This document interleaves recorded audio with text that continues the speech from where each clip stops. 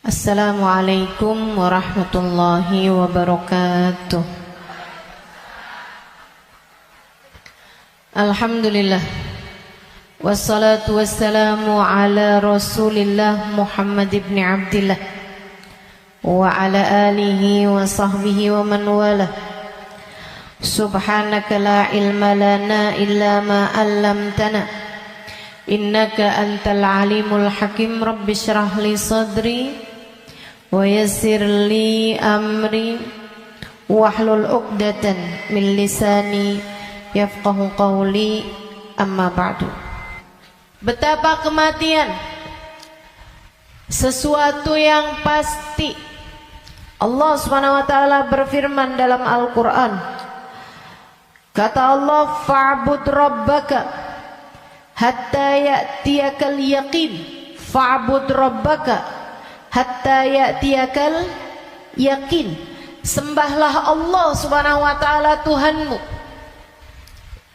Kamu sembah Allah Subhanahu wa taala hatta ya'tiyakal yaqin. Sampai kapan kita nih diminta buat nyembah Allah? Sampai kapan kita diminta buat ibadah?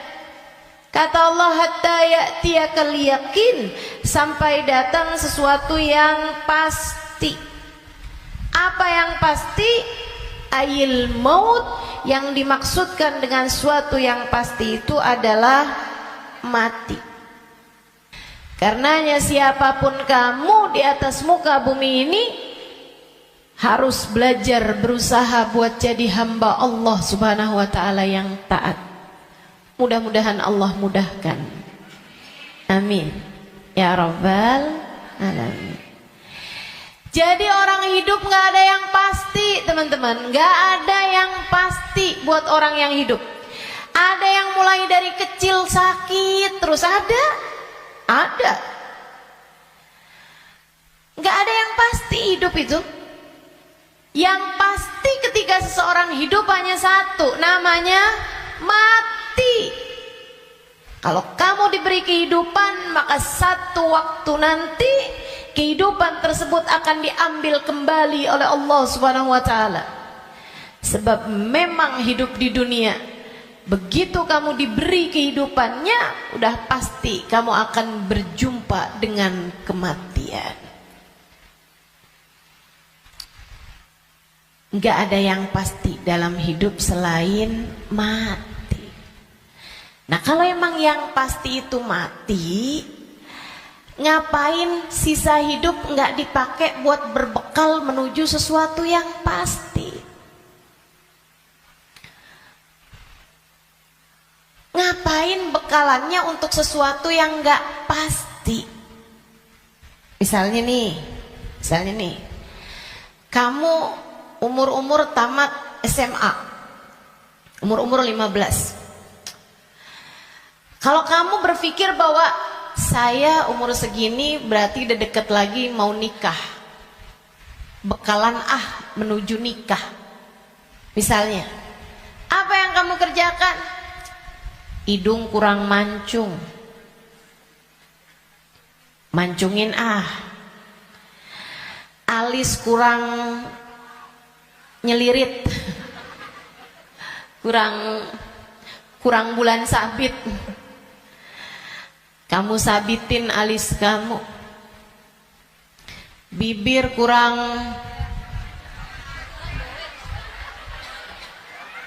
sekarang ini musim orang suka bibir lebar-lebar. Ya udah dah, saya tambahin biar agak turun bibirnya, biar doer bibirnya.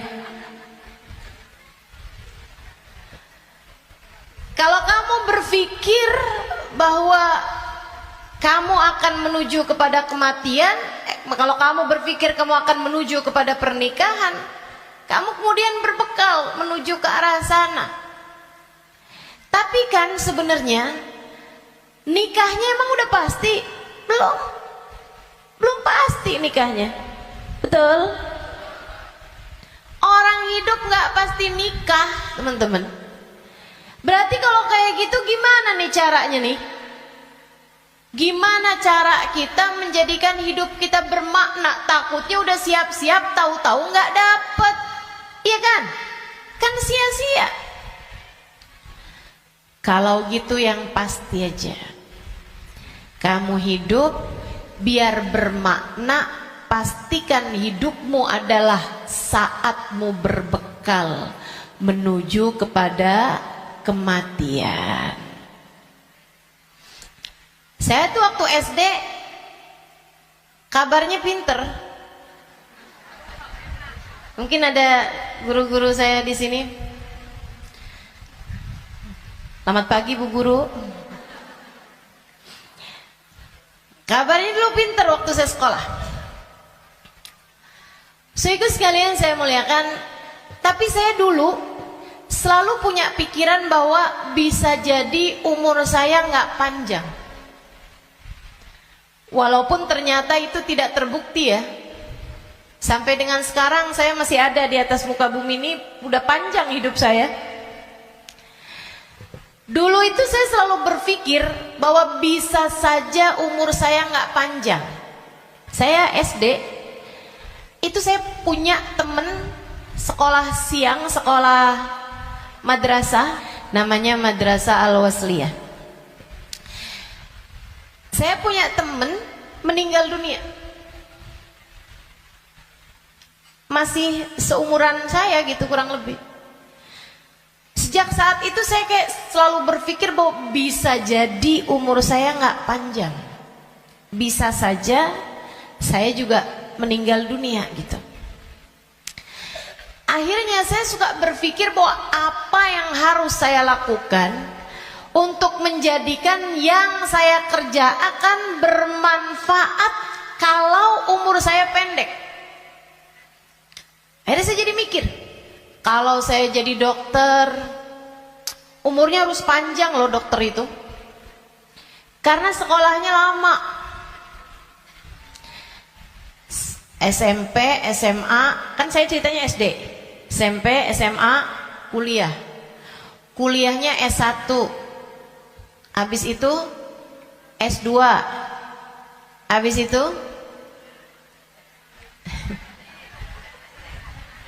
ST katanya. Buat jadi dokter spesialis itu kan mesti banyak sekolahnya. Apalagi kalau mau spesialis yang spesialis lagi gitu. Buat jadi dokter yang bagus. Artinya sekolahnya tuh panjang. Baru bisa jadi dokter yang hebat, dokter yang mumpuni di atas usia 30-an tahun, bahkan mungkin 40-an tahun. Habisnya itu dia praktek mengamalkan ilmunya. Berapa lama? Sampai ketika datang ajal menjemputnya. Manfaatnya ilmunya itu berapa lama? Untuk bisa dipraktekkan bermanfaat buat umat manusia gitu. Sampai dengan berapa lama? Sebentar aja berarti. Kita aja kalau udah dirawat sama dokter yang terlalu tua rada was-was. Betul nggak? Dokternya mau nulis resep, ambil kacamata dulu gitu kan. Terus nulisnya agak tangannya gemeteran. Takut kita. Ini kalau misalnya dia ngelihatnya salah-salah gitu kan. Atau dia mau nyuntik tangannya udah gemeteran. Waduh, udah kayaknya rada gimana gitu. Tapi kita sama dokter muda juga kita ragu-ragu. Betul gak? Coba tuh. Betapa ternyata mau jadi dokter aja itu umurnya cuman dari sekitar 40 sampai ke 50 atau 60 tahun dah gitu. Cuman segitu doang. Sisanya udah enggak tuh. Udah enggak maksimal. Saudaraku sekalian saya muliakan, saya jadi mikir gitu. Wah, kalau gitu enggak usah jadi dokter deh. Takutnya umur-umur 30-an tahun saya meninggal, saya enggak bekalan apa-apa nih. Apa ilmu, apa hal yang bisa membuat saya bisa nggak nyesel kalau saya mati muda? Itu yang saya pikirkan lagi zaman saya SD. Hingga akhirnya saya memutuskan untuk saya akan belajar di pondok pesantren. biar saya kenal sama agama Allah, biar saya ngerti caranya jadi hamba Allah, biar saya kenal sama baginda pemimpin agama saya, baginda Nabi besar Muhammad, biar saya bisa dekat dengannya, hingga semoga begitu saya meninggal dunia saya dapat berjumpa dan bertemu dengannya. Itu harapan saya. Akhirnya saya belajar di pondok-pondok pesantren, terus belajar, terus belajar, terus belajar. Saudaraku sekalian yang saya muliakan, alhamdulillah saya rasakan ilmu saya udah bermanfaat dari sejak usia 20 tahun. Saya udah mulai mengajar dari usia 20 tahun. Dan saya mengajarnya dalam bahasa Arab di kota Tarim, Hadramaut, Yaman. Saudaraku sekalian saya muliakan, pada akhirnya kehidupan mengajarkan kita bahwa jangan mau memperjuangkan sesuatu yang tidak kamu bawa mati. Begitu saya belajar lama, saya jadi ngerti bahwa ternyata bahkan bekalan menuju kematian itu bukan ilmu yang banyak, bukan. Akan tetapi hati yang tersambung dengan Allah penciptanya. Ruh, sebab hulikatir ruhu lil abad. Ruh itu ketika diciptakan, ia diciptakan untuk selamanya. Ruh kamu ini teman-teman sekalian, ini yang akan kamu bawa mati. Hati kamu itu adalah ruh kamu, rasa kamu, ini yang akan kamu bawa mati. Kalau badan ini nggak akan kamu bawa mati. Begitu kamu mati udah tuh nggak ada lagi urusan sama badan. Badan kamu bisa dimakan merayap-rayap tanah dan habis. Bibir kamu yang selalu kamu lipstikin, wajah kamu yang selalu kamu bedakin, mata kamu yang selalu kamu celain, pakaiin celak,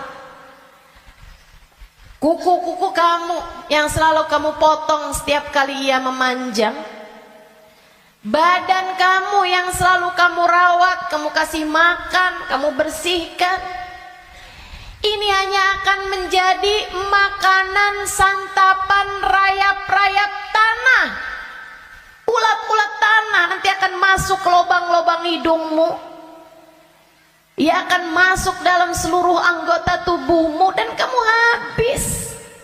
Makanya katanya Sayyidina Ali bin Abi Thalib, siapa yang kerjanya buat badannya, siapa yang hidupnya hanya mementingkan urusan tubuhnya, silakan cari pahalanya kepada rayap-rayap tanah.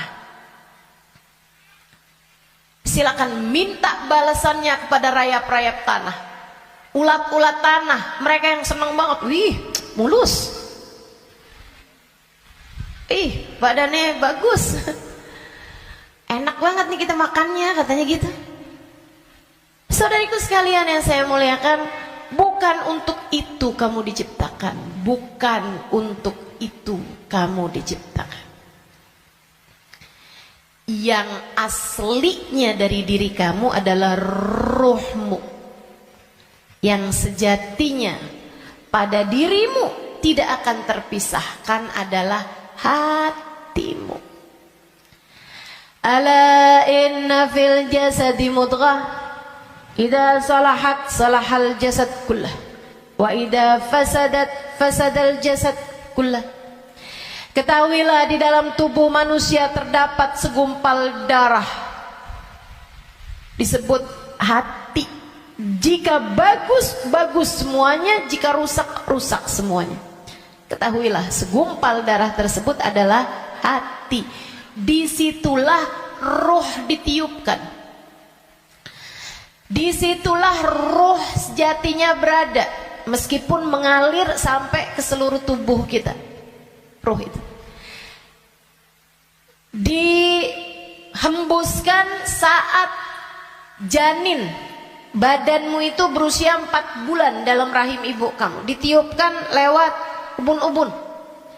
Makanya Bu, ketika Allah menciptakan batok kepala kita, itu semuanya udah full kecuali ada satu lubang kecil di ubun-ubun. Makanya kalau anak bayi ubun-ubunnya masih lembut, tulangnya belum keras, karena asalnya memang bolong. Kenapa Allah bolongin? Buat niupnya ruh, ditiupkannya ruh saat usia 4 bulan tuh dari situ. Rohnya dimasukin, ditiupkan oleh malaikatnya Allah Subhanahu wa taala.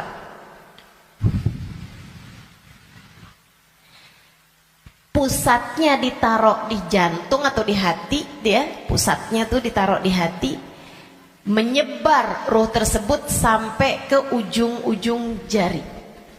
Itu roh. Kalau datang kematian, dicabut lagi dari ubun-ubun. Malaikat pencabut nyawa sama halnya dengan malaikat peniup ruh, itu memulai pekerjaannya dari ubun-ubun. Ini nyabut nyawanya juga dari sini. Dicabut dari atas kan, yang duluan hilang yang kaki. Makanya orang kalau mati tuh kakinya duluan yang dingin. Yang lain masih hangat tapi kaki udah dingin, itu berarti sudah memulai proses pencabutan nyawa. Sama kayak ada prosesnya bayi ketika keluar, makanya ada istilah pembukaan 1, bukaan 2, bukaan 3 tuh. Sama halnya juga dengan peniupan ruh. Ruh juga begitu. Ketika ditiupkan dan ketika dicabut itu juga seperti itu. Ada masa-masa berhentinya, namanya sakarat. Namanya sekarat. Ala inna lil mauti sakarat, kata Nabi Muhammad sallallahu alaihi wasallam. Ketahuilah, kematian ada sekaratnya. Kematian ada hentakan-hentakannya, enggak sekaligus. Kematian ada tahapan-tahapannya. Ditarik sampai ke lutut. Jadi yang dingin duluan, yang enggak ada ruhnya duluan kakinya. Tarik lagi sampai ke pusar. Pusar kita nih. Tarik lagi sampai ke ulu hati.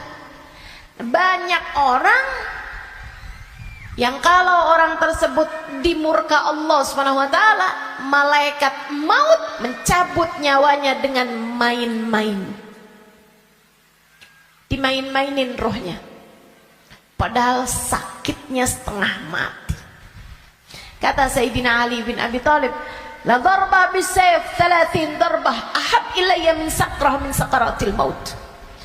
Badan saya dicacah-cacah pedang 30 kali cacahan pedang lebih saya sukai daripada 1 sakaratul maut. Sakit setengah mati. Buat orang yang suka main-main dalam hidupnya, ada banyak di antara mereka yang ketika ajal datang menjemputnya, malaikat maut memain-mainkan saat pencabutan nyawa. Sakitnya luar biasa. Tapi ada banyak juga hamba-hamba Allah yang hidupnya santun, yang hidupnya berakhlak pada Allah, nggak pernah main-main dalam hidupnya. Allah pun memudahkan saatnya sakaratul maut. Kayak doa orang-orang tua kita, Allahumma hawwin alaina fi sakaratil maut wan najata minan nar. Ya Allah, ringankan saatnya sakaratul maut. Dia nggak bilang, ya Allah jangan ada sakaratnya dong buat kematian saya. Nggak bisa gitu. Atau ya Allah jangan kasih saya sakit saat sakaratul maut. Nggak bisa gitu juga. Karena memang sakaratul maut itu sakit. Memang pasti sakit. Jadi yang diminta adalah Allahumma khaffif alaina fi sakaratul maut. Ya Allah, ringankan sakitnya sakaratul maut. Apa yang bisa meringankan? Maksudnya ringannya tuh gara-gara apa? Kalau kamu tanya sama saya, Ustazah, ringannya sakaratul maut tuh gara-gara apa? Saudaraku sekalian, sesuatu itu sakit bisa jadi ringan itu karena dua hal. Satu, karena memang sakitnya itu levelnya jadi ringan. Kan begitu? Sakit kan ada level-levelnya. Memang Allah jadikan sakitnya itu ringan, jadi berkurang sakitnya. Itu banyak yang seperti itu, sehingga sakaratul mautnya kayak nggak sakarat gitu, karena sama sekali nggak kesakitan. Ada yang begitu, memang diringankan Allah Subhanahu Wa Taala. Level sakitnya memang diturunkan oleh Allah Subhanahu Wa Taala, semacam itu.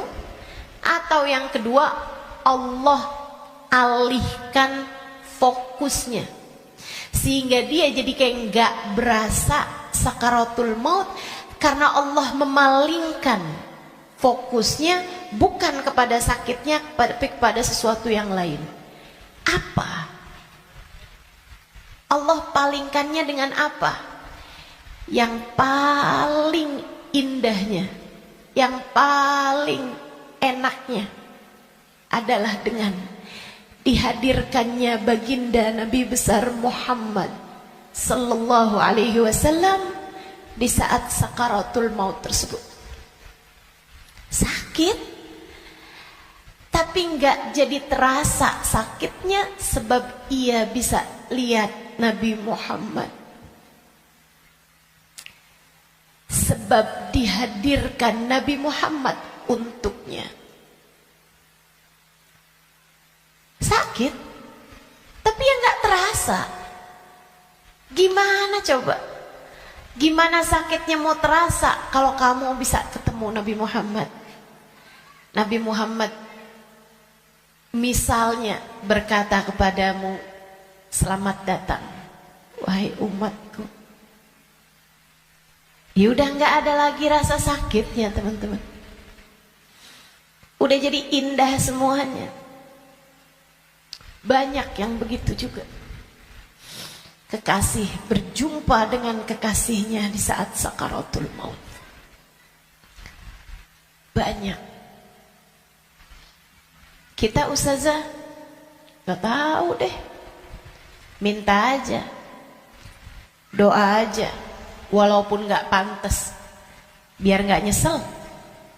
Betul gak? Betul gak? Mau doa tapi rasanya kayak gak pantas gitu ustazah. Orang kayak saya kematiannya dijemput sama Nabi Muhammad, emang gak pantas.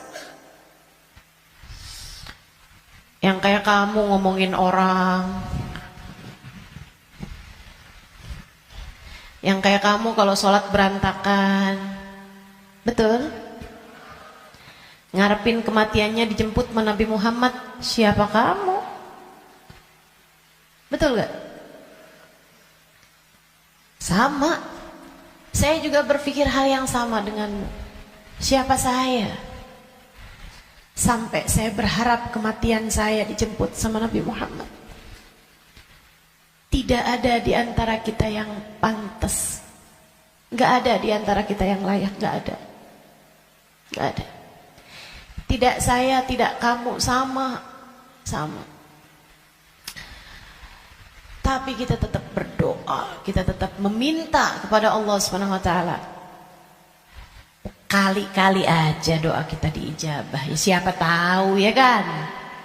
Siapa tahu. Soalnya takut kalau nggak minta nyesel. Sebab Nabi Muhammad itu dermawan. Sebab Nabi Muhammad itu dermawan. Kadang-kadang orang kalau dermawan itu kita nggak bisa kira. Tahu-tahu memberi lebih dari yang kita minta. Itu sakaratul maut. Nanti habis cabut tuh dari pusar sampai ke dada. Dada, hati, itu teman-teman pusatnya. Allati tattali'u alal afidah. Sampai ketika roh tersebut nyampe di afidah, nyampe di dada, tempatnya hati kita itu, pusatnya. Makanya orang kalau ngerasa sakit hati pasti pegang dadanya gitu. Nggak ada yang pegang kepala, sakit hati saya, nggak ada. Apalagi pegang kaki, sakit hati saya, nggak ada. Pasti bilang sakit hati saya gitu. Yang dipegang dada, karena memang tempatnya ruh, pusatnya itu adanya di situ, hati kita. Itu sakaratul maut paling sakitnya tuh di situ, karena sumbernya tuh di situ. Baru kemudian dicabut lagi sampai ke ghargharah, sampai ke leher. Kau udah nyampe di ghargharah, hakikat kamu akan ditampakkan. Saat itulah kamu dibukakan langit, bisa lihat tempat balik kamu tuh surga atau neraka. Dan itu bisa terjadi tahun depan. Dan itu bisa terjadi bulan depan. Untukmu atau untukku. Itu bisa jadi di waktu yang masih sisa panjang. Bisa jadi juga sudah tinggal sedikit lagi waktumu untuk merasakan apa yang disebut dengan sakaratul maut ini. Semuanya pasti ngalamin. Semuanya nggak ada yang bisa lari. Saat ghargharah, saat nyawa udah sampai di tenggorokan, dibukakan pintu demi pintu, kata Nabi Muhammad. Ketika Nabi bercerita kepada Sayyidah Aisyah, ya Aisyah, man ahabba liqa Allah, ahabballahu liqa'ah. Wa man kariha liqa Allah, karihallahu liqa'ah. Wahai Aisyah, siapa yang senang saat perjumpaannya dengan Allah, Allah pun senang berjumpa dengan dia. Siapa yang benci berjumpa dengan Allah, Allah pun benci berjumpa dengan dia. Ya Rasulullah, walakinnana nakrahul maut. Bukannya semuanya takut memati, Rasul. Takut kan gak seneng. Bukankah kita semuanya takut mati, Rasul? Kalau takut mati kan artinya kita gak seneng. Kalau kita gak seneng, Allah gak seneng juga dong ketemu kita. Gak gitu Aisyah. Tapi nanti saat ghargharah, saat nyawa sudah di tenggorokan, Allah akan bukakan langit-langit dan Allah akan perlihatkan tempat kembali bagi roh seseorang. Rohnya itu baliknya kemana? Siapa yang ketika dibukakan langit-langit tahu tempat kembalinya adalah neraka, dia pun takut ketemu sama Allah, dia benci berjumpa dengan Allah, Allah pun benci berjumpa dengannya, walaupun dia bunuh diri sekalipun. Dia bunuh diri nih, pengen mati kan orang bunuh diri. Tapi begitu ruhnya sampai di tenggorokan, begitu dia lihat tempat kembalinya adalah neraka, dia pun takut, kepengen gak jadi bunuh diri. Dia pun pengen balik hidup lagi. Karena dia lihat ternyata tempat kembalinya adalah neraka yang sangat menakutkan. Dia benci berjumpa dengan Allah, Allah pun benci berjumpa dengannya. Sebaliknya, orang mukmin, orang yang tawadhu, orang yang hidupnya buat nyari Allah, walaupun sebenarnya takut, walaupun sebenarnya ngeri, tapi saat langit dibuka, dia diperlihatkan bahwa tempat kembalinya adalah surga. Dia pun rindu, dia pun ingin, dia pun cinta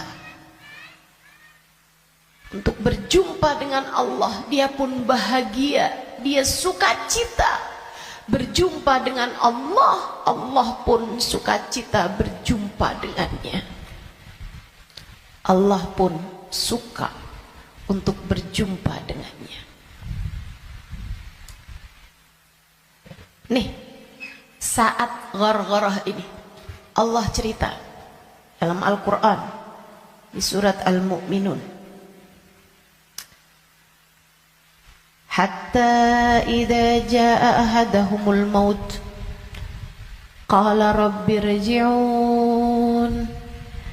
la'alli a'malu salihan fima taraktu kalla innaha kalimatun huwa qailuha wa min waraihim barzakhun ila yaumi yub'atsun.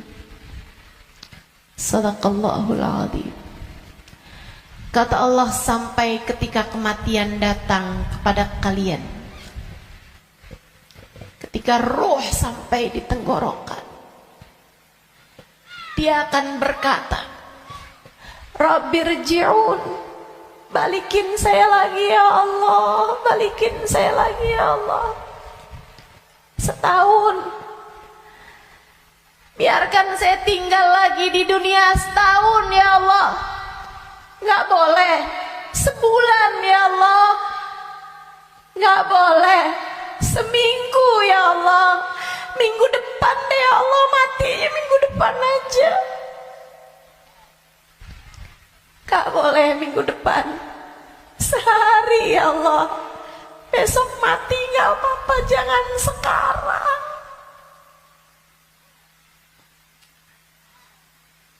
Gak boleh sejam ya Allah, sejam. Sejam lagi matinya ya Allah, balikin lagi ya Allah. Rabbirji'un la'alli a'malu salihan fima taraktu.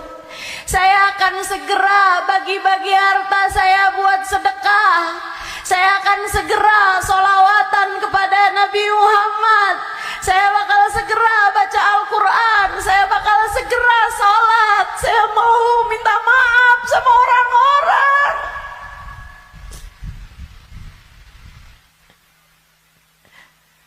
Saya mau minta maaf sama orang-orang. Sisakan untuk waktu walaupun 1 jam. La'alli a'malu salihan fima taraktu. Aku akan mengerjakan kebaikan yang selama ini saya tinggalkan.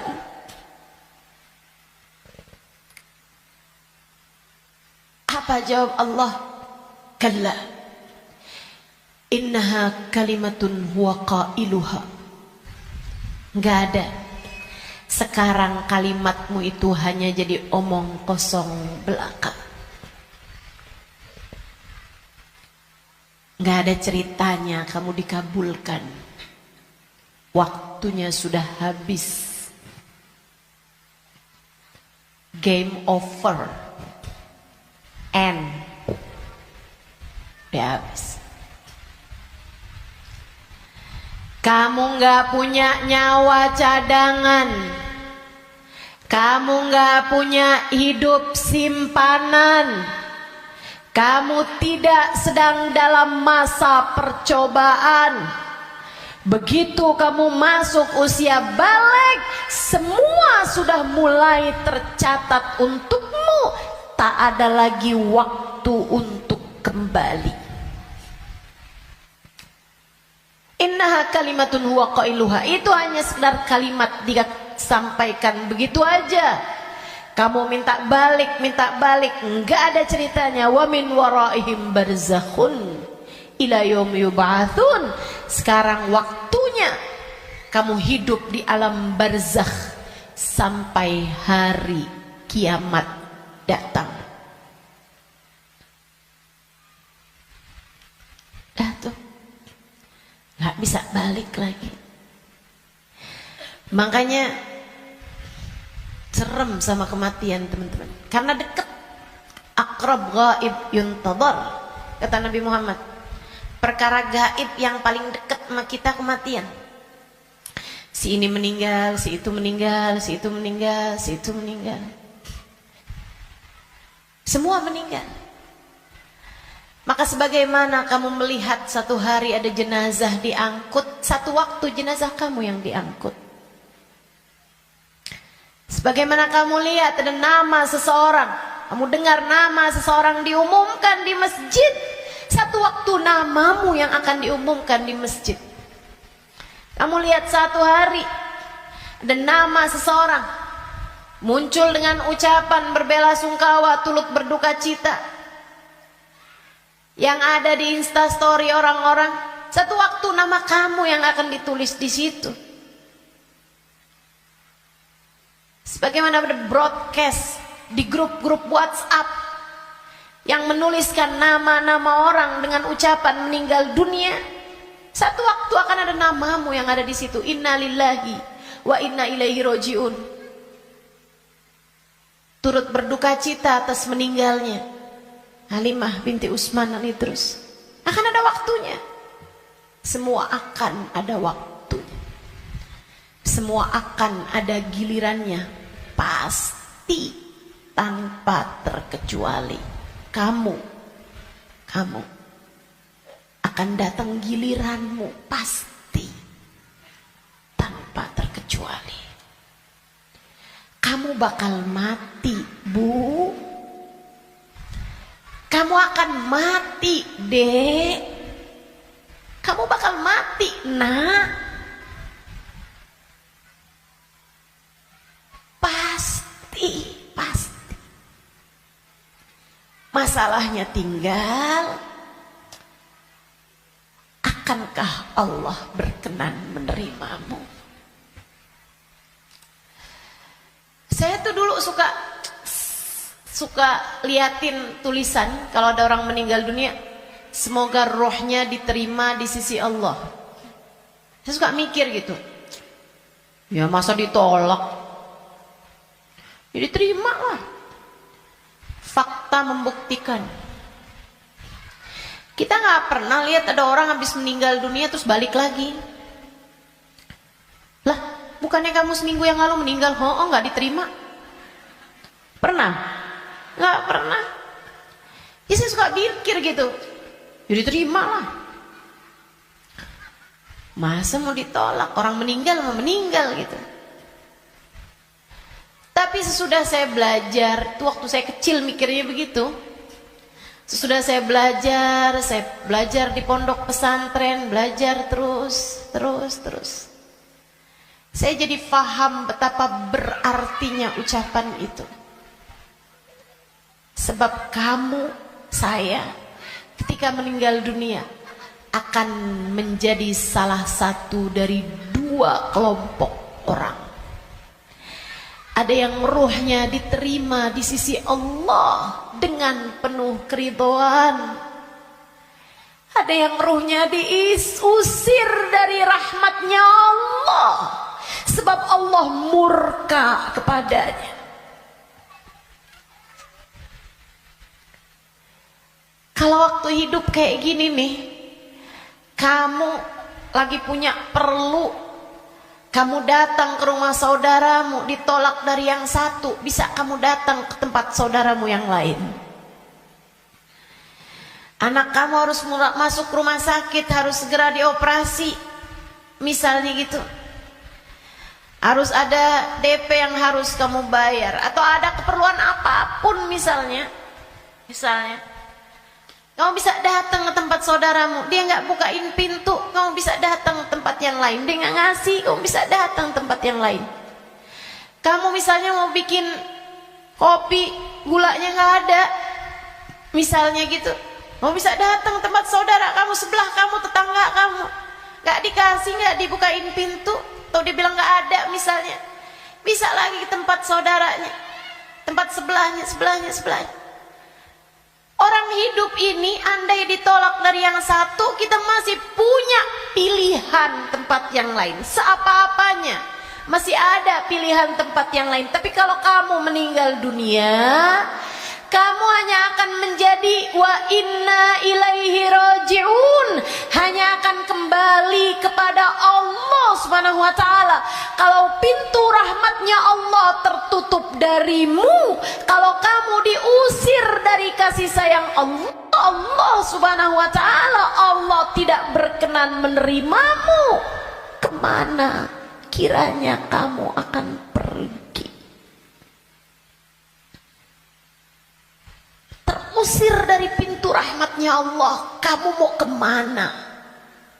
Bu, Kak, Dek, Nak, saya sampaikan ini dengan sungguh-sungguh. Jangan pernah mau main-main dalam hidupmu. Jangan main-main sama hidup. Sebab selama kamu hidup, kematian masih akan membayangi. Dan begitu datang kematian sementara Allah belum ridho kepadamu, sangat mungkin ruhmu tidak diterima Allah, hingga Allah pun mengusirmu dari pintu rahmatnya, dan kamu dikembalikan kepada lembah kemurkaannya.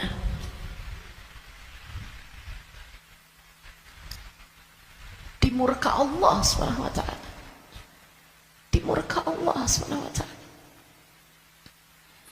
Enggak enak. Kita tuh dibenci sama suami kita aja rasanya enggak enak. Kita dibenci sama saudara kita aja setengah mati, enggak enak rasanya. Bukan begitu? Bayangkan kalau kamu datang ke rumah Allah, kamu datang kepada Allah, sementara Allah mengusirmu dan tidak ridho kepadamu serta benci kepadamu, dan kamu gak bisa balik lagi ke atas muka bumi ini, kayak apa rasanya?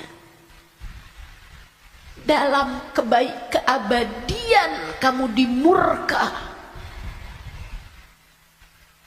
dalam keabadian kamu dibenci, dalam keabadian kamu tersiksa.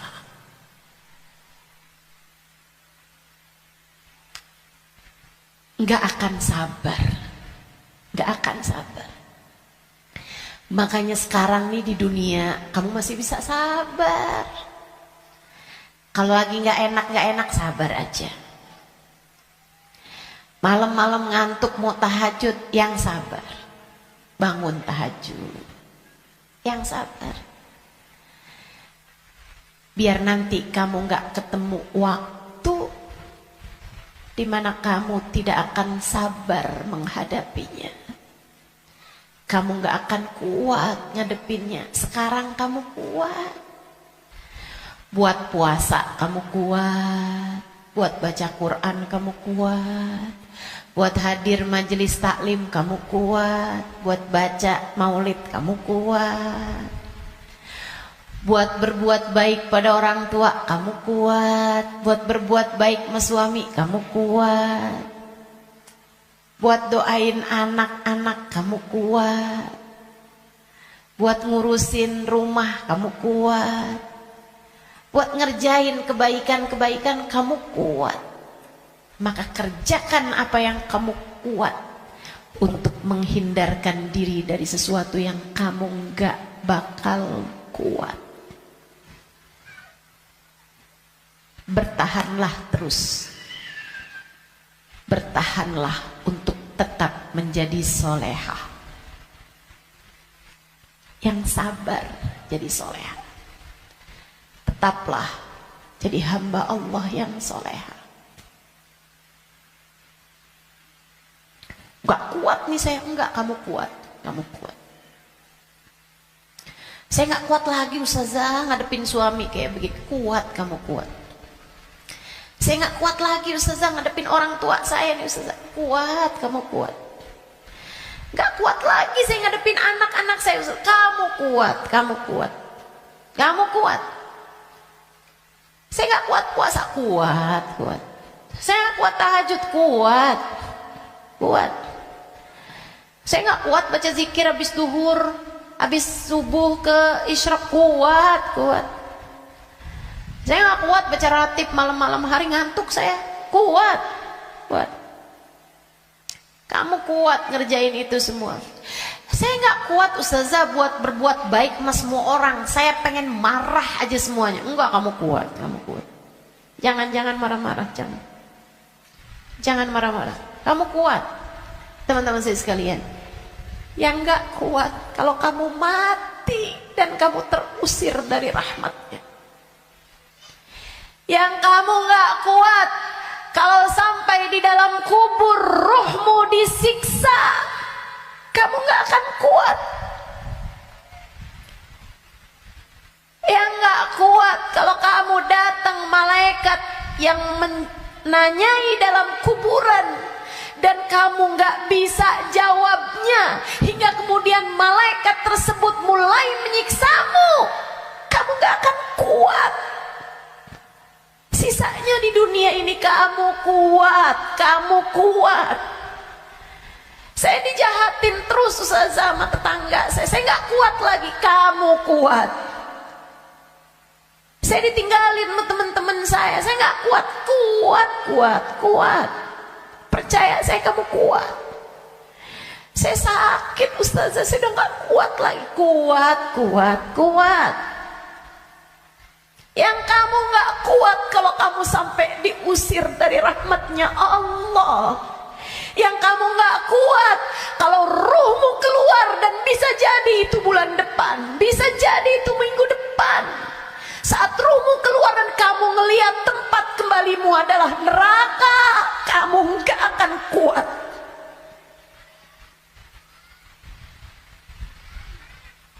Gak akan kuat. Saat kamu berkata, Rabbirji'un la'alli a'malu salihan fima taraktu. Ya Allah, balikin saya ke dunia ya Allah. Balikin saya, kasih saya hidup lagi ya Allah. Itu yang kamu gak akan kuat. Sekarang di dunia semuanya kamu kuat jalaninnya. Kuat. Kamu mampu, kamu bisa bertahan untuk tetap menjadi solehah. Percaya saya. Saya sangat miskin ustazah, saya udah gak kuat lagi hidup di dunia ini. Kamu kuat. Saya ambil utang aja ustazah, dipinjol, saya udah gak kuat lagi. Kamu kuat, jangan utang. Jangan ambil utangan. Apalagi pakai riba. Lebih kamu nanti tambah rusak jalannya, tambah salah hidup kamu. Kamu kuat menjalani kehidupan di atas muka bumi ini, teman-teman. Yang kamu gak kuat kalau sampai mati Allah murka padamu, kamu gak akan kuat. Maka yuk berbekal. Dengan apa berbekalnya? Satu, hidup yang benar. Tetaplah istiqomah. Sholat jangan ditinggal, ibadah jangan ditinggal. Apa yang kamu bisa kerjain. Sedekah biar kata sedikit jangan ditinggal.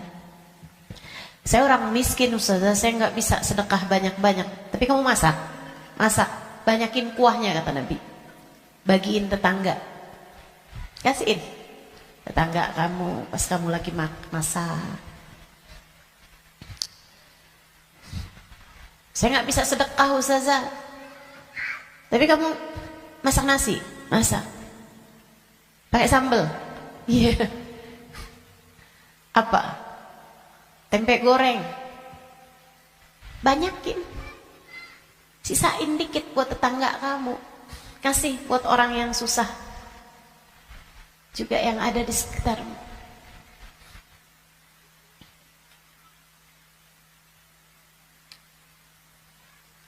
Itu pesan Nabi kita Muhammad SAW. Berbuat baik. Saya nggak bisa ustazah, saya nggak ada sesuatu yang bisa saya sedekahkan. Senyum bisa bukan? Kamu punya bibir? Ya punya sih ustazah. Ya udah senyum aja kalau gitu. Ketemu orang, bisa nyenengin orang, apa kabar? Sehat? Atau Saat kamu bangun di waktu malam, kamu angkat tanganmu, kemudian kamu bilang, ya Allah, sayangi tetangga-tetangga saya ya Allah, sayangi teman-teman saya ya Allah, ampuni dosa-dosa mereka ya Allah, orang di kampung saya ya Allah, ampuni dosa-dosanya ya Allah. Sedekah kamu buat mereka, kebaikan kamu buat mereka. Berbuat baik semampu yang kamu bisa, sebisa yang kamu mampu. Apaan aja, apaan aja. Bahkan sekedar kalimat pujian buat suami kamu. Alhamdulillah kamu sehat, saya senang kalau kamu udah sehat. Kata-kata yang enak gitu. Jangan sakit lagi ya, saya kesian kalau lihat kamu sakit. Saya sayang sama kamu. Kalimat yang enak. Ganti deh, ganti kalimat-kalimat yang gak enak. Udah sehat kan, berarti bisa kerja lagi kan. Susah kalau kamu sakit nih. Terus kita mau makan apa kalau kamu sakit terus-terusan?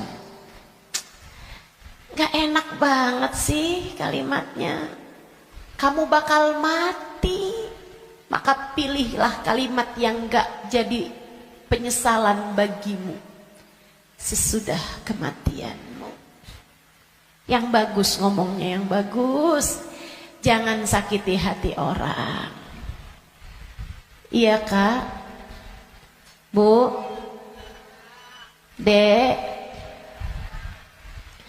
ucapanmu kepada orang tuamu nak yang bagus, yang bagus. Mama yang sehat ya Ma, mama yang sehat. Enggak kok, mama nggak pernah ngerepotin. Saya seneng ada mama. Tetaplah sehat Ma, tetaplah kuat Ma. Yang bagus ngomongnya. Nanti nyesel kalau kamu yang pergi atau mamahmu yang pergi.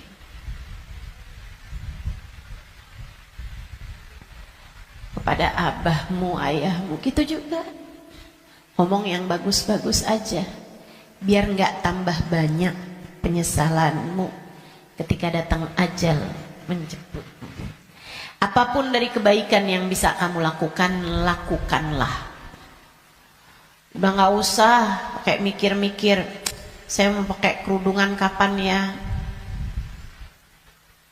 Nggak usah. Sekarang orang senegeri udah pakai kerudungan semua kok. Selagi kamu perempuan ya pakai penutup aurat. Saya nggak tahan Ustazah, saya nggak kuat pakai jilbab. Ah kuat kok. Semua kuat. Bismillah. Bismillah. Lakukan kebaikan, jangan tinggalkan.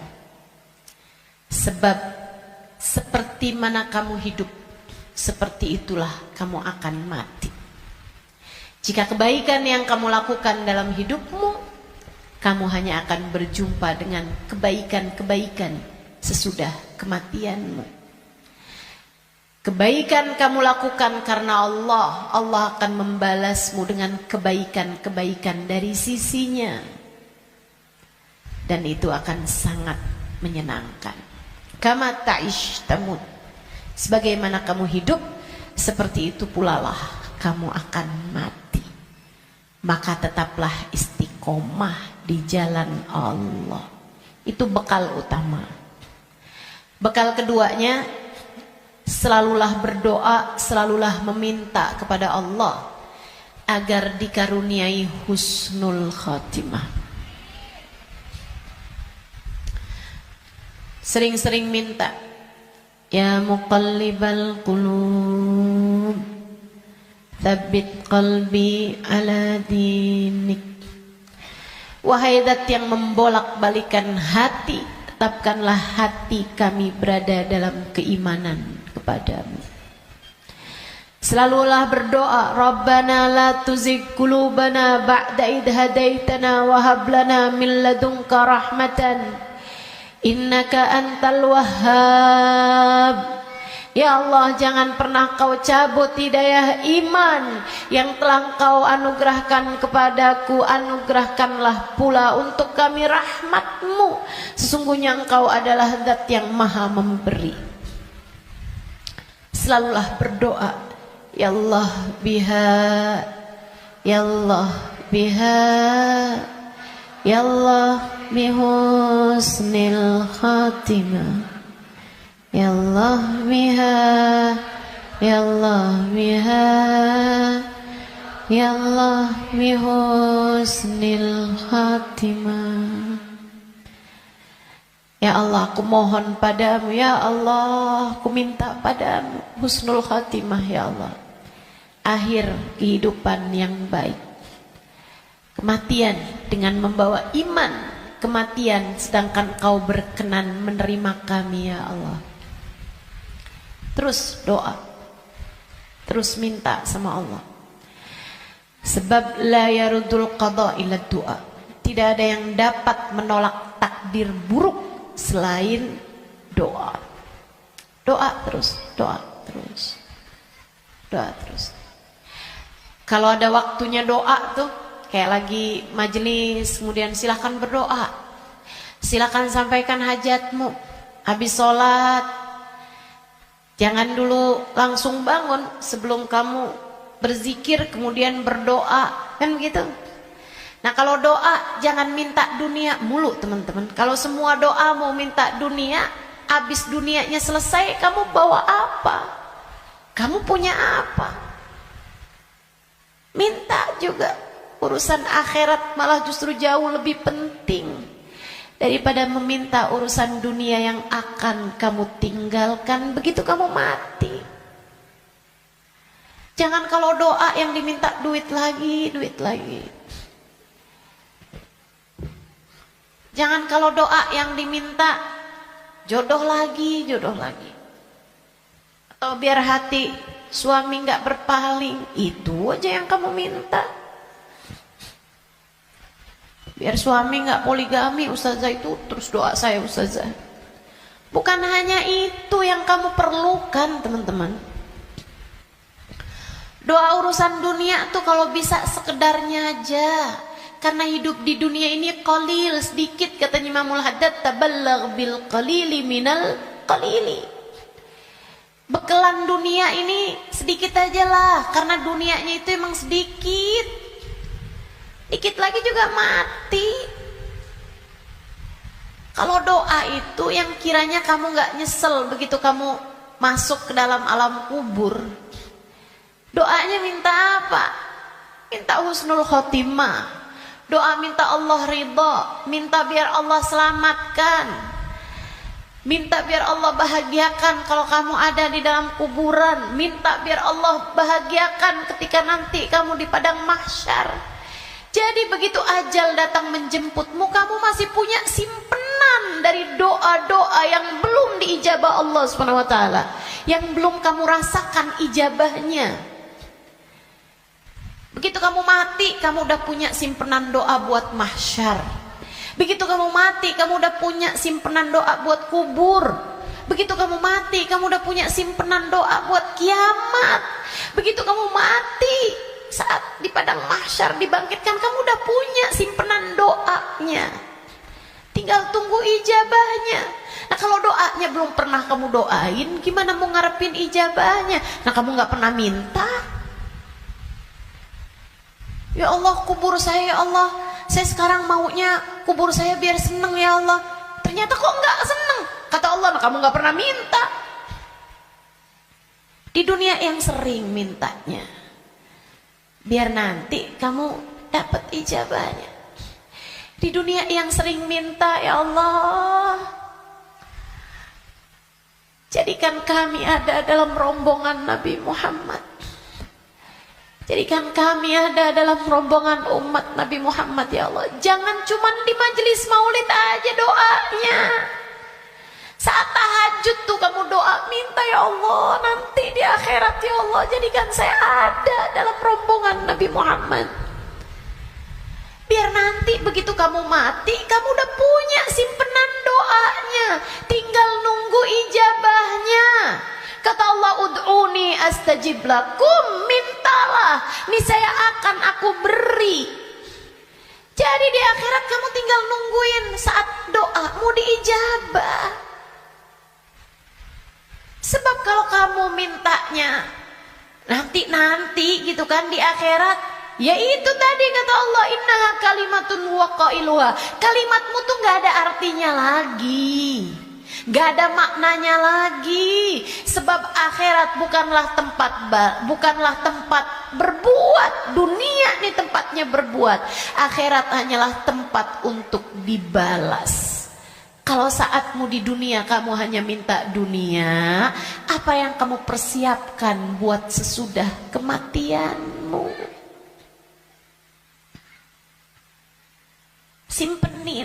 Simpenin doa-doa yang banyak buat akhirat, karena akhirat itu jauh lebih panjang, jauh lebih penting, jauh lebih berarti, jauh lebih bermakna. Dunia ini hanya sebentar, teman-teman. Jangan sampai nyesel. Jangan sampai nyesel. Doa. Doa tidak pernah hanya sekedar. Itu adalah semua yang kamu perlukan. Kita semua perlu doa. Semua perlu doa. Makanya banyak-banyak doa. Minta sama Allah agar kehidupan kamu sesudah kematian menjadi kehidupan yang menyenangkan. Amin ya Rabbal. Satu tadi istiqomah taat, bekal menuju kematian ya. Yang kedua tadi apa? Doa. Yang ketiga, teman-teman saudaraku sekalian, bekal menuju kematian itu ampunan dari Allah Subhanahu wa taala. Itu bisa kamu dapat dengan memohon ampunan, beristighfar dan bertaubat, meninggalkan dosa-dosa. Kamu mau berbekal menuju kematianmu, tinggalin dosa. Tinggalin dosa. Tinggalin dosa. Udah deh, ucapkan selamat tinggal buat dosa-dosa. Adik-adik yang sudah umur 20-an tahun belum datang jodoh, Ustazah saya pacaran ya. Jangan. Kenapa Ustazah? Dosa. Tinggalin dosa. Kamu belum tentu punya waktunya buat taubat. Kamu belum tentu sisa waktumu itu mencukupi untuk kamu bertaubat. Nggak usah deket-deket sama dosa. Ya Ustazah, kalau nggak pacaran kita nggak nikah Ustazah. Siapa bilang? Banyak kok orang-orang nikah nggak pakai pacaran. Dan banyak juga orang pacarannya sama siapa, nikahnya sama siapa. Betul? Betul?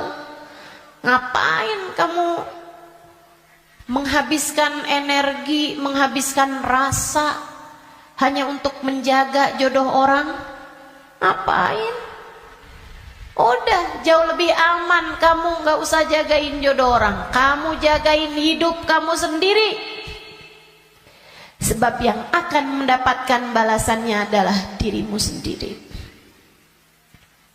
Dek, Nabi Muhammad tuh seneng sama pemuda-pemuda yang taat. Lebih daripada senengnya Nabi Muhammad sama orang-orang tua yang taat.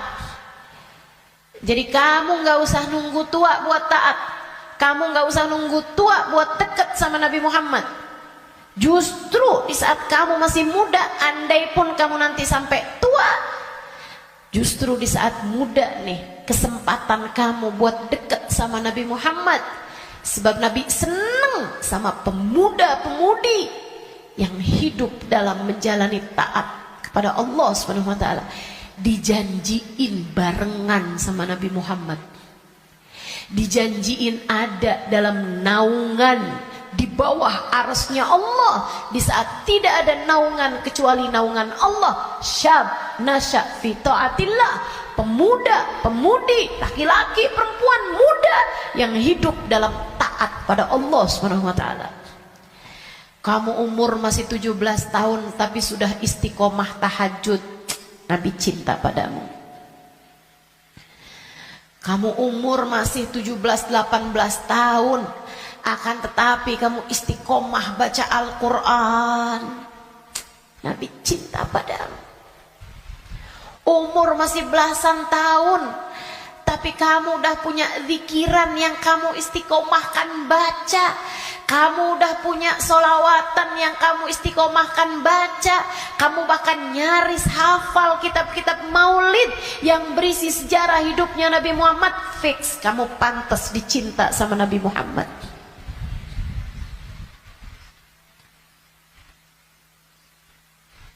Kamu punya kesempatan besar untuk bisa jadi orang yang kelak di hari akhirat nanti membersamai Nabi Muhammad. Tinggalin dosa, dek, tinggalin dosa. Gak ada pentingnya. Kamu gak akan seneng nantinya sama dosa itu. Kelihatannya kayak bagus tapi bikin sumpek. Kelihatannya kayak enak tapi bikin hati gelap.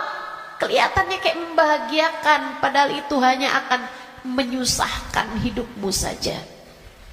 Tinggalin dosa. Semua yang ada di sini, yang tua, yang muda, tinggalin dosa, tinggalin dosa. Itu cara kamu biar bisa berbekal menuju kematian yang indah. Yang terakhir, mau pengen berbekal menuju seindah-indah kematian adalah dengan mencintai orang-orang soleh. Gaulmu itu loh benerin. Gaulnya sama orang bener, biar kamu bisa bener. Sayangnya sama orang bagus di mata Allah, orang soleh, orang solehah. Sayangnya sama ulama, sayangnya sama guru-guru, gitu kan? Sama ustadz, sama ustadzah, sama kiai, sama bunyai, sama habib, sama habibah, muhbabah. Itu bikin kamu bisa jadi orang-orang yang meninggalnya nanti dalam keadaan-keadaan yang indah. Tentu di akhirat kita semuanya ingin dikumpulkan dengan orang-orang baik. Maka kalau kamu di akhirat nanti dikumpulkan orang baik, caranya adalah bersamalah dengan mereka dari sejak di dunia. Bersamalah dengan mereka dari sejak di dunia. Hadirlah di majelis-majelis ilmu, yang seneng dengerin kajian-kajian dari para ulama, yang seneng melantunkan bersama-sama maulid, solawat, istighfar bareng-bareng, doa bareng-bareng, qiyam bareng-bareng. Kebersamaanmu dengan apapun di dunia akan membuatmu bersama di akhirat nanti dengan orang-orang yang kurang lebih sama. Hadirnya, senangnya di majelis-majelis ilmu, majelis-majelis dzikir, majelis maulid kayak begini, sangat pantas nanti dikumpulinnya di akhirat dengan orang-orang soleh-solehah. Kamu pikir orang-orang soleh-solehah kumpulnya di mana kalau bukan di tempat-tempat yang semacam ini? Makanya ayo bismillah, cintai mereka. Andai pun kamu nggak lagi bersama dengan mereka, para ulama-ulama, para hamba-hamba Allah soleh-soleha, tetaplah bersama dengan mereka dalam doa. Saat doa tuh, saat doa, sertakan hamba-hamba Allah yang soleh-soleha. Guru-gurumu doain, ulama-ulama doain, orang-orang tercinta di sisi Allah doain. Ustazah, kan gak manfaat ya ustazah, saya ini kan orang punya banyak dosa, ngapain doain guru-guru saya? Orang-orang taat semua, ahli-ahli ibadah semua, ngapain saya doain? Saya jauh lebih perlu buat didoain sama mereka daripada saya mendoakan mereka. Andai pun begitu, ini masalah keberpihakan. Ini masalah kebersamaan. Ini masalah urusan penautan hati. Teman-teman saudaraku sekalian, saya doakan guru-guru saya doakan Habib Umar bin Hafid, saya doakan Hubabah Nur, saya doakan Habib Zain bin Smith, saya doakan mereka biar hidupnya menyenangkan, biar betah hidupnya di dunia, biar sehat. Saya doakan mereka biar semakin dicinta Allah, semakin disayang Allah. Saya doakan semoga lancar dakwahnya, semoga bahagia hidupnya. Saya doakan. Teman-teman saudaraku sekalian, saya doakan. Walaupun saya yakin saya lebih memerlukan doa mereka daripada doa saya. Apalah arti doa saya untuk mereka? Saya tahu itu. Tapi saya tetap berdoa untuk sebuah keberpihakan.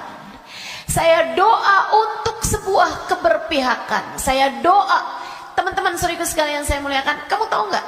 Kalau ada artis-artis dunia, aktor-aktor dunia, pemain bola sakit misalnya, yang doain ribuan orang, yang doain bahkan mungkin jutaan orang mendoakan orang tersebut, yang bahkan mohon maaf banyak diantara mereka yang nggak beriman kepada Allah.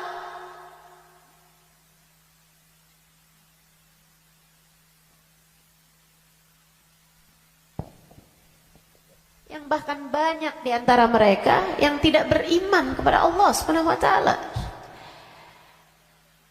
Kenapa orang-orang mau mendoakan orang tersebut? Itu dia tuh namanya keberpihakan, penautan hati. Kita doain guru-guru kita walaupun kita merasa kita lebih perlu doa mereka daripada doa kita, daripada mereka terhadap doa kita, biar Allah tahu ada orang-orang soleh dalam lisan-lisan kita. Biar Allah tahu ada mencintai para ulama di dalam hati kita. Biar Allah lihat hati kita punya cinta yang besar kepada hamba-hamba yang tercinta di sisi Allah. Pada akhirnya biar Allah tahu kita ada di jalan mereka. Kita ada di jalan mereka. Biar semoga di akhirat nanti Allah membersamakan kita bersama dengan mereka. Penting mencintai orang-orang soleh. Sebab almar'u ma'aman ahab, seseorang di akhirat nanti hanya akan dikumpulkan dengan orang yang dia cintai. Dan yang paling penting buat kita cintai, nomor satu, yang ada di puncaknya adalah baginda kita Nabi besar Muhammad. Maka bekal terbesar untukmu datang di negeri akhirat adalah dengan kamu mencintai dan banyak menyebut nama Nabi Muhammad dalam solawat-solawatmu kepadanya. Kata beliau, siapa yang suka memuliakan akhir-akhir segala sesuatu, Allah akan memuliakan akhir kehidupannya dengan husnul khotimah. Allah itu menjadikan al-umur bi khawatimiha. Segala urusan tergantung dari bagaimana akhirnya. Kata Nabi kita Muhammad sallallahu alaihi wasallam, al-umur bi khawatimiha. Segala urusan tergantung dari bagaimana akhirnya. Kita punya kehidupan, ini tergantung dari bagaimana akhirnya. Demikian pula dengan keadaan-keadaan kita. Allah SWT menjadikan akhir-akhir segala sesuatu tuh yang paling bagusnya. Kayak makanan aja, kata Nabi Muhammad, al-barakah fil akhir. Berkah adanya di akhirnya. Makanya jangan ninggalin sisa di makanan. Yang paling berkahnya justru ada pada bagian akhirnya. Saudaraku sekalian saya muliakan, hari nih sepanjang hari sama sepanjang malam. Yang paling bagus bagian akhirnya. Sepanjang hari ini paling bagusnya saat menjelang maghrib. Saat sore tuh. Jelang-jelang maghrib. Sama waktu paling afdol bahkan dalam sehari semalam adalah bagian terakhir dari waktu malam. Thuluthul lailil akhir, sepertiga malam yang terakhir. Bahkan dalam hadis Nabi Muhammad SAW mengatakan, Innallaha yanzil fit thuluthil lailil akhir wa yunadi hal min mustaghfirin hal min taib. Sesungguhnya Allah Subhanahu wa taala turun di sepertiga malam yang terakhir. Kemudian manggil-manggil, mana nih di antara hambaku yang mau bertaubat? Yang mau kembali aku akan terima. Mana nih di antara hambaku yang mohon pertolongan? Aku akan beri padanya pertolongan. Siapa nih di antara hambaku yang memohon ampunan? Aku akan beri padanya ampunan. Hal min talib hajatin. Siapa nih di antara hambaku yang meminta satu hajat? Fauniluhul matalib. Maka aku akan kabulkan segala hajat-hajat. Waktu paling mustajab di akhir malam, sesaat menjelang subuh. Sampai-sampai dikatakan ma'uqitatil wilayah illa fi jawfil lail. Tidak diberikan kewalian kecuali di malam yang sangat gelap, di kegelapan malam. Kapan kegelapan malam? Malam semakin gelap, pertanda fajar sebentar lagi terbit. Artinya bahwa waktu paling gelapnya malam adalah di bagian terakhirnya malam. Nah, itu para wali-wali jadi wali karena mereka ada di waktu tersebut sedang munajat, sedang berdoa, sedang meminta, sedang ibadah pada Allah Subhanahu wa taala. Jadi kalau lagi mikir gitu, jangan-jangan saya wali. Coba diingat-ingat. Tahajudmu gimana? Ibadahmu di waktu malam gimana? Yang masih banyak tidurnya kayak kita ini udah deh. Yang penting selamat. Gak usah ngarep jadi wali. Sedikit sekalian, waktu paling mustajab, waktu paling berkah di akhir bagian malam. Demikian pula dengan akhirnya minggu, hari Jumat. Hari Jumat itu akhirnya minggu.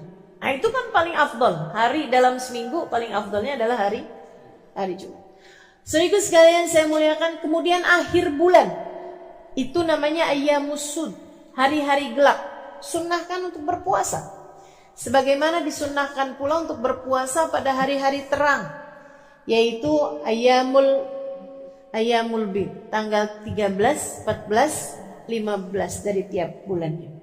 Nah, itu merupakan waktu-waktu yang mustajab.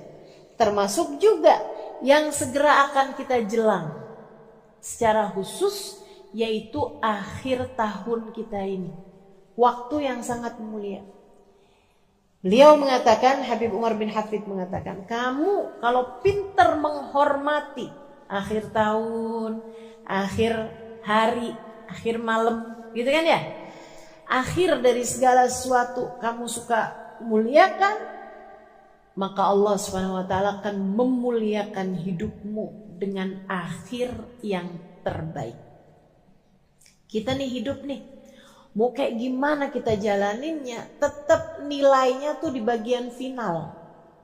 Sama tuh kayak orang lomba mau maraton kah, lomba mau cepet-cepetan setir mobil misalnya, lomba mau cepet-cepetan apapun aja, itu urusannya sama akhir teman-teman. Gak ada orang ceritanya lomba maraton siapa yang paling cepet jalan di awal, gak ada. Pasti apakah dia nyampe garis finish apa enggak, apakah dia nyampe bagian akhirnya apa enggak.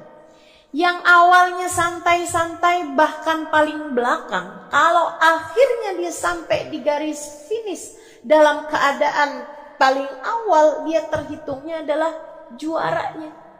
pemenangnya. Demikian pula dengan hidup kita. Andai ada orang sepanjang hidup berbuat dosa, kata Nabi kita Muhammad sallallahu alaihi wasallam, "Lau anna imra'an," andai ada seseorang dia ngerjain perbuatan dosa sepanjang hidupnya, kemudian di akhir hidupnya dia bertaubat, di akhir hidupnya dia kembali, kemudian dia diakhiri hidupnya dalam keadaan baik, maka dia akan masuk dalam surga Allah Subhanahu wa taala. Orang nih kafir sepanjang hidup, begitu akhir kehidupannya masuk Islam, biar kata baru semenit masuk Islamnya, surga akhirnya. Semua tergantung dari gimana akhirnya. Saudara sekalian saya muliakan, namun sebaliknya juga, dan ini yang kita ngeri.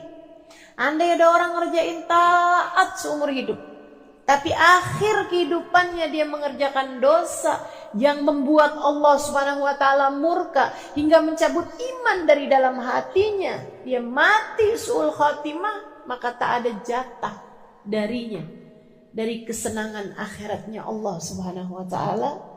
Dia hanya akan menjadi salah satu dari calon-calon penghuni api. Semua tergantung dari bagaimana akhirnya. Nah, kita mau menuju akhir kehidupan kita nih. Gak ada loh orang yang jalannya mundur menuju kematian, gak ada. Gak ada orang yang tambah lama, tambah muda tuh gak ada. Emang tambah lama ya tambah tua, teman-teman. Tambah lama, tambah deket mau waktunya mati. Itu udah pasti. Karena ya kalau kepengen akhir kehidupannya dalam keadaan baik, yuk belajar buat memuliakan akhir-akhir segala sesuatu.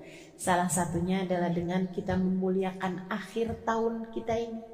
Sehingga semoga nantinya saat akhir kehidupan kita, Allah memuliakan kita dalam husnul kematian yang indah, kematian yang bagus, kematian yang bagus. Nah, apa nih yang mesti kita lakukan nih di akhir-akhir tahun semacam ini, teman-teman saudara sekalian? Yang paling penting mesti banyak-banyak minta ampunan dari Allah Subhanahu wa taala. Istighfarnya mesti kita perbanyak. Emang dosanya banyak, minta ampunnya kan mesti banyak juga. Katanya ulama, kalau kamu ngerasa nggak bisa nyamain ahli ibadah dalam ibadah mereka, sekurangnya samain ahli taubat dalam permohonan ampun mereka. Kita mau nyusulin para wali nih dengan ibadahnya. Ya saya udah tahu lah siapa diri saya. Dan saya rasa teman-teman juga ya 11-12 lah sama saya. Kan begitu? Ibadah kita serba terbatas teman-teman sekalian. Quran kita terbatas, sholawatan kita terbatas. Ibadah malam kita terbatas, sedekah kita terbatas, lapar puasa kita terbatas, apalagi jaga hati kita terbatas, apalagi segala macam saya terbatas. Kayaknya yang gak terbatas itu cuma dosa. Dibilang ibadahnya banyak kayaknya masih sedikit deh. Kalau dibilang ada yang banyak itu adalah dosa. Saudara sekalian saya muliakan, kita rasanya kayak putus asa buat nyamain ahli ibadah dengan ibadah-ibadah mereka. Kalau saya baca tuh ibadahnya para walinya Allah Subhanahu wa taala, nggak usah yang jauh-jauh teman-teman saudara sekalian, ibadahnya Ubabah Khadijah binti Syekh Abu Bakar bin Salim. Saya temui beliau.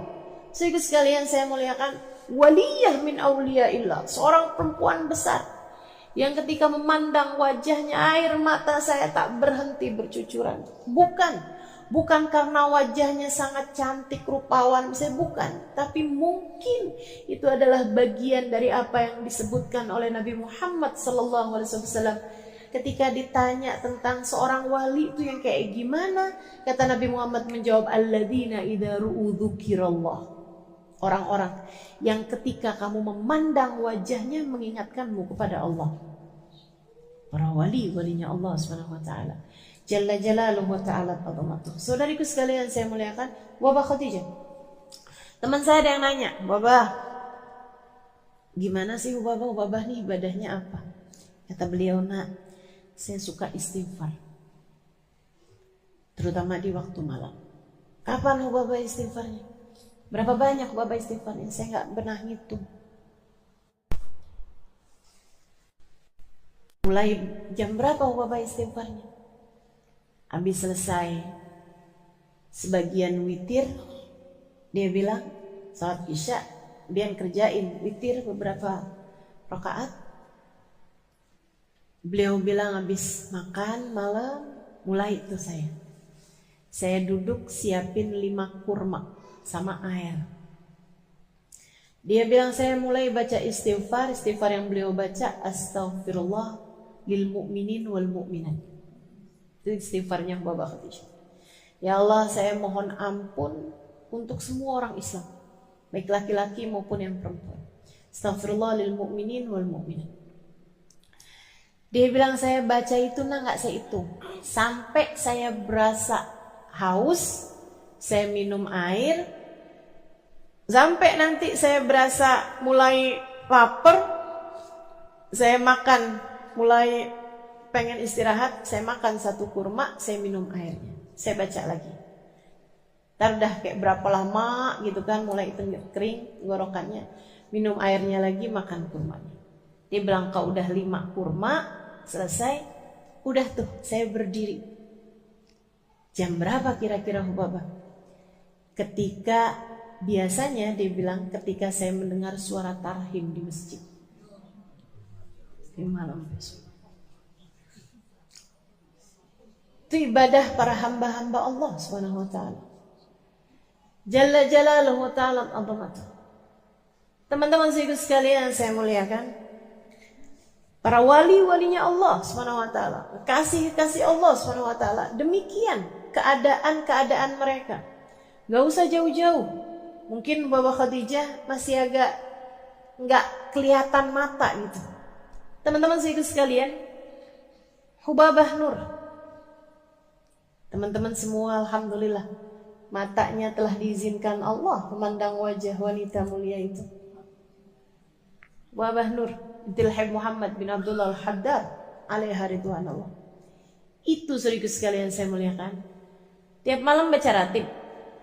Dulu tuh kalau baca ratib, baca la ilaha illallah, la ilaha illallah, itu cuma 40. Lama-lama naik 50, lama-lama naik 100. Lama-lama 500. Sekarang ini udah 1000.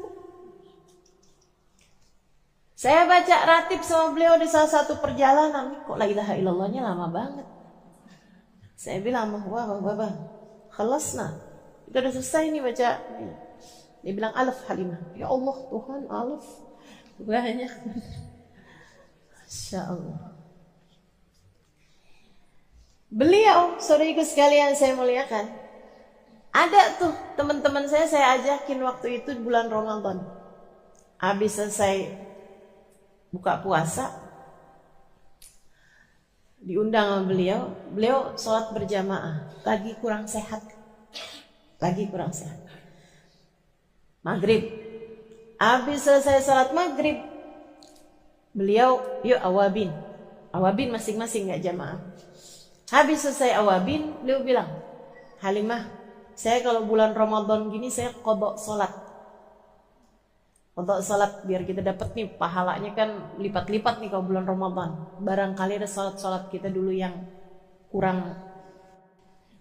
kurang sempurna. Beliau kemudian qadha sholat maghrib, qadha sholat maghrib, isya qadha sholat isya gitu ya. Qadha sholat maghrib berjamaah.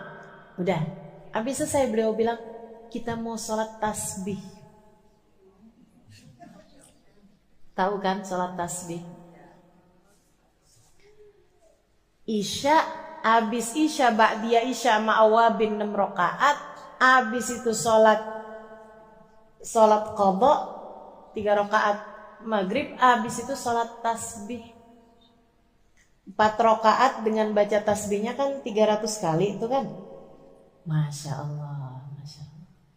Sampai teman-teman saya pada bolak-balik nanya, Ustazah sholat apa lagi nih? Ini sholat apa lagi? Kita belum selesai apa sholatnya. Masya Allah. Ubah. Segitunya beliau bilang, saya ini lagi kurang sehat, Halimah doain. Saya bilang nih kita nih dapetin kurang sehatnya Hubabah. Sehatnya kita aja kayak gak nyampe gitu. Gimana kalau beliau pas lagi sehatnya? Subhanallah, subhanallah. Ibadah, teman-teman sekalian. Ibadah. Kita gak bisa nih nyamain ibadahnya ahli ibadah. Ya sekurangnya lah kita nyamain istighfarnya, permohonan ampunnya ahli taubat. Biar jangan sampai ibadah banyak kagak, dosa banyak iya tapi gak dapetin ampunan banyak. Biar sekurangnya ibadahnya kurang, dosanya banyak, istighfarnya, permohonan ampunnya juga biar banyak.